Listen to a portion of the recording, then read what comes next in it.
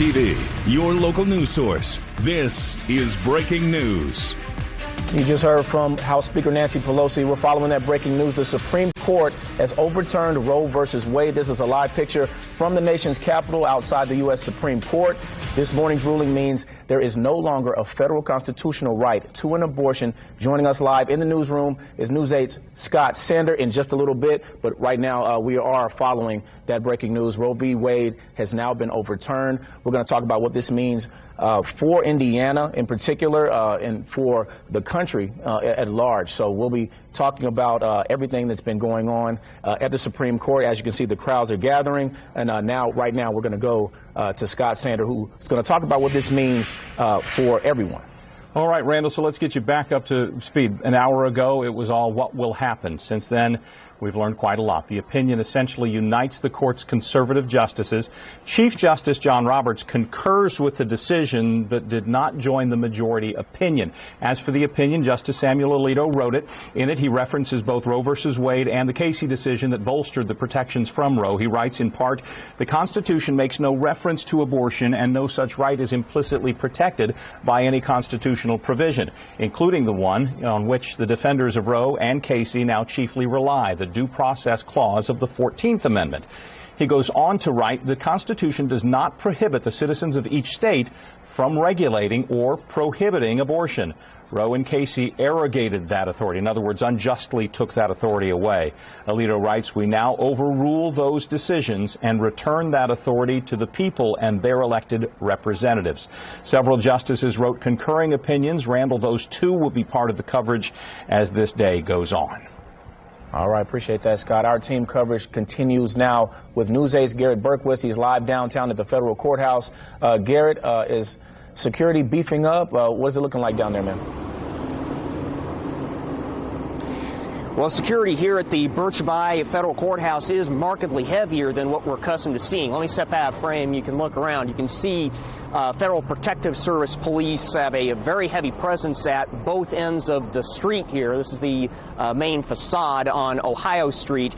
And in terms of protest activity, certainly nothing of the kind that we're seeing out in front of the Supreme Court building in D.C. So far, it's just normal daytime activity. Of course, we're going to keep an eye on this as the day goes on. There are a number of areas throughout downtown that we'll have to monitor. We took a quick swing through the government quarter, quick swing by the State House a few minutes ago. Nothing unusual to report there.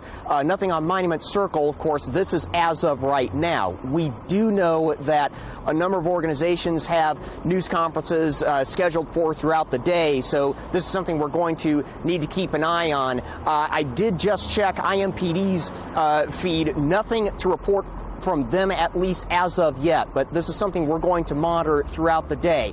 For now, live in downtown Indianapolis, Garrett Burke, Wish TV, WishTV.com, and follow us on Facebook. Appreciate that, Garrett. All right, guys. So what happens now with abortion in Indiana? As of now, abortion is still legal in Indiana. We are not one of the states with a law that immediately outlaws abortion if Roe was overturned. Now, some leading Republican lawmakers have said they would push for a law banning abortion in Indiana if the Supreme Court overturned Roe versus Wade. Now, our All Indiana Politics team talked about this just yesterday with the leading Democratic lawmaker and the chairman of the Republican Party.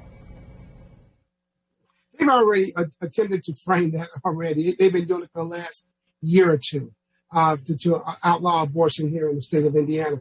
I think if it comes out within the next 24 hours or within the next 7 days, I think that we will wind up coming back to attempt to address what the Supreme Court has levied here in the United States of America.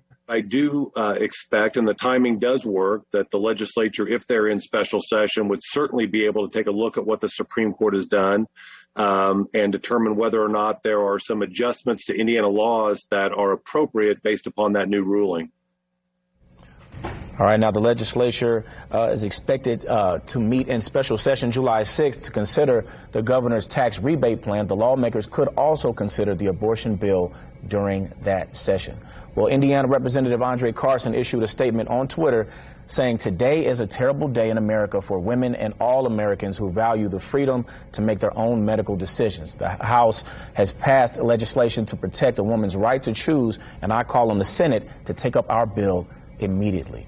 Well, Indiana Representative Jim Banks issued a statement saying, today is a joyful day and a turning point for the unborn in America. I will be celebrating tonight with my wife, Amanda, and our 3 daughters. I am reiterating my call for Governor Holcomb and the Indiana legislators to convene a special session and pass pro-life legislation. And Indiana Attorney General Todd Rokita issued this statement. The Supreme Court has delivered a historic win for life, but our fight for unborn children continues in earnest. We will continue working vigorously to protect those little ones and the physical, mental, and emotional well-being of their mothers.